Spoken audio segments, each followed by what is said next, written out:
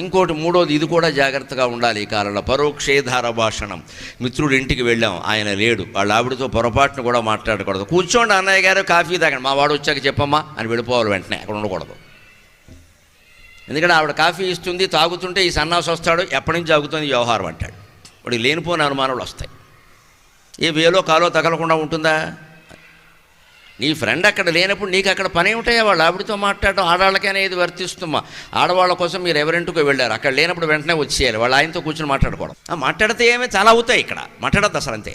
శాస్త్రం చాలా ఖచ్చితంగా ఉంటుంది. కవిత్వంలాగా అందంగా ఉండదు. శాస్త్రం అంటే కత్తి, కవిత్వం అంటే పుష్పం, చాలా తేడా ఉంటుంది. అందుకే కవిత్వం రూపంలో శాస్త్రం చెబుతున్నాండి. పద్యం కవిత్వం, కానీ ఇందులో ఉండేదంతా శాస్త్రం. పద్యం పాడితే పుష్పంలా ఉంటుంది, లోపల కత్తిలో ఉంటుంది. కుదరదు. సంసారాలు నిలబడాలి అంటే ఆర్థిక సంబంధాలు పనికిరావు, శారీరక బంధాలు అసలే పనికిరావు. ఎవరితో ఉండాలో వారితోనే, అది స్నేహం నిలబడుతుంది.